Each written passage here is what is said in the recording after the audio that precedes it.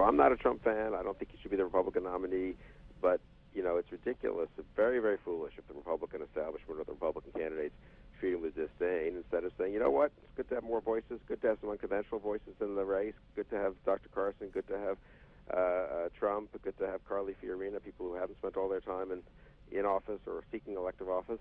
All right, folks. Joining us now, that, of course, was Bill Kristol of the Weekly Standard, founder, and now joining us is Michael Warren, political writer from the Weekly Standard, weeklystandard.com. Good to see you, sir. Yeah, thanks for having me. All right, thanks for writing about the interview with Bill Kristol, your boss, and the Trump posted. I'm sorry, Drudge posted that as well. All right, so the great story at weeklystandard.com about authenticity trumps. I love that headline, and the how Hillary is really the antithesis of Donald Trump in so many ways, and vice versa. And I'm sort of struck by the way that Hillary Clinton, and not just Hillary Clinton, by the way, this is a lot of Republican candidates too, and I think that's what Bill is getting at.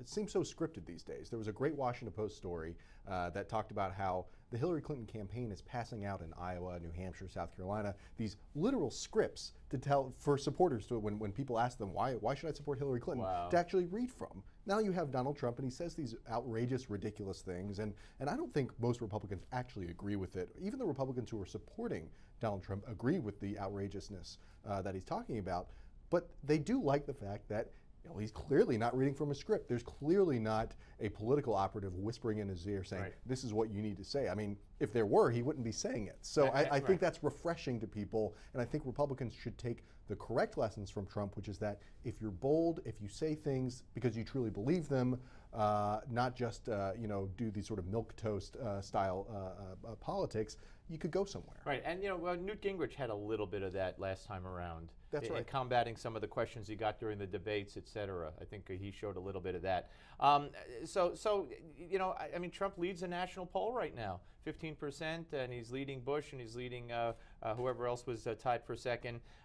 When he's up on that debate stage, I think he's going to be a big problem for the other candidates. I think a big problem, but also a potential opportunity for the candidates. Look, if Trump is going to get up there and sort of bloviate and do the things that he likes to do, it's I think a chance for the Republican candidates to say, look, this is not what I'm talking about. Here's my vision for the future. Here's sort of my bold take on where we should take the country.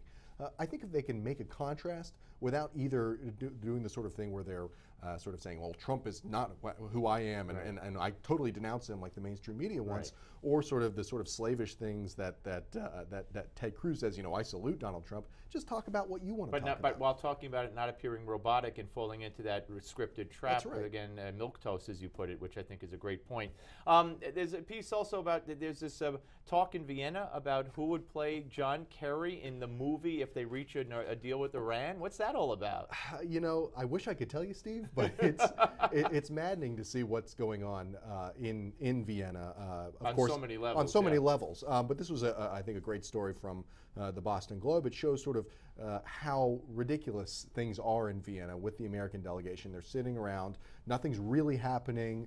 People are talking past each other in a lot of ways, and so they're sitting around saying, well, Ted Danson should play John Kerry in the movie that they'll make based on these talks that are going nowhere and could possibly be a really bad end for the United States. I guess things are boring in Vienna. A lot of time on their hands. Let me tell you. Great to see you. Thanks Keep up so the much. good work. And, of course, read him at theweeklystandard.com. Weeklystandard.com is the website. And we'll see you soon. Okay, folks, up next, Vice President of Business and Culture at the Media Research Center, Dan Gaynor, will join us. We have a lot more to talk about right here on Newsmax Television. Don't go away. Appreciate it.